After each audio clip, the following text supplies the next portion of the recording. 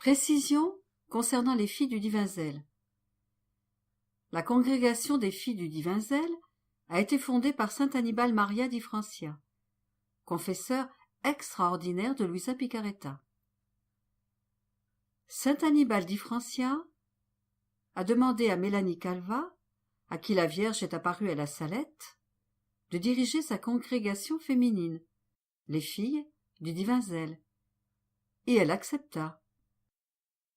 Mélanie Calva vécut 15 mois avec les filles du divin zèle, et avant de partir, elle dit aux sœurs: « Oui, mes filles, toujours je prierai pour vous.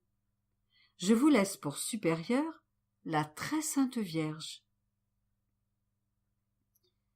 Luisa Picaretta vécut parmi les religieuses, les filles du divin zèle, de 1928 à 1938. Vision de saint Annibale. C'était le mois de Marie, au cours duquel Notre-Dame enseignait à Louisa son rôle de reine du royaume de la divine volonté. Le mardi 31 mai, après avoir reçu la Sainte Communion au lit, le père Annibale eut une vision de l'enfant Marie. Sa figure soudainement s'illumina, et il indiquait un point sur le mur de la chambre en s'exclamant: « Frère, regarde, regarde comme elle est belle, regarde comme elle est belle, l'enfant Marie !» Et il est demeuré absorbé dans cette douce vision jusqu'à la fin. Après la mort du père Annibale, Louisa écrit ceci, en date du 1er juin 1927. « Il était le seul qui me restait, à qui je pouvais ouvrir ma pauvre âme. Il me comprenait si bien. C'était à un saint à qui je me confiais, qui saisissait très bien toute la valeur de ce que Jésus me disait concernant la divine volonté.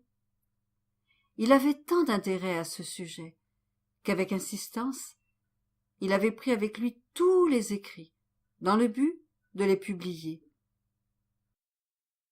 Et une des plus importantes révélations que Jésus a faites à Louisa concernant son confesseur.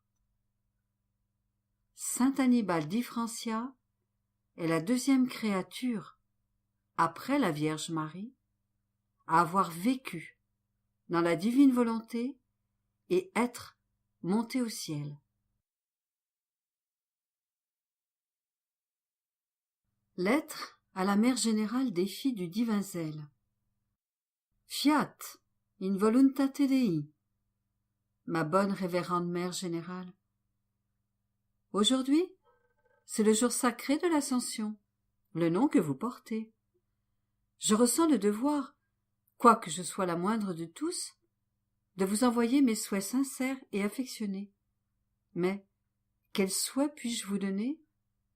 Je ne sais pas quoi vous offrir que ce cher Jésus ne puisse faire.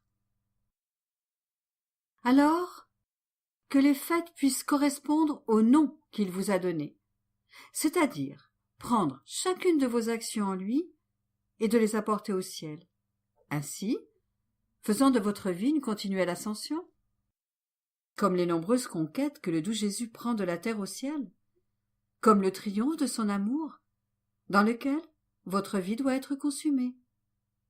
Vivre, afin d'être consumé dans l'amour, est la plus belle action. Nous consumer avec Jésus et faire que sa vie grandisse en nous.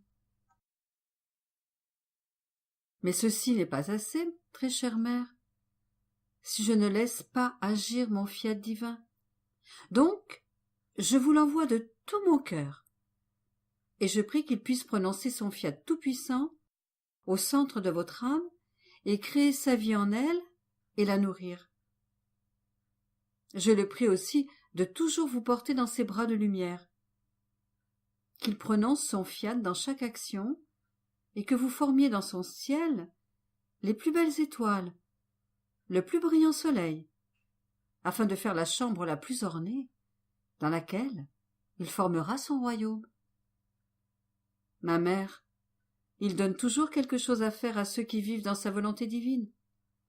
il ne laisse aucun de nos actes lui échapper, sans les animer, les formant, les investissant, les caressant de ses vertus créatrices. Ce sont les meilleurs soins que je puisse vous envoyer, et je veux que vous les acceptiez, afin que la volonté divine puisse accomplir les désirs que je vous envoie de tout cœur.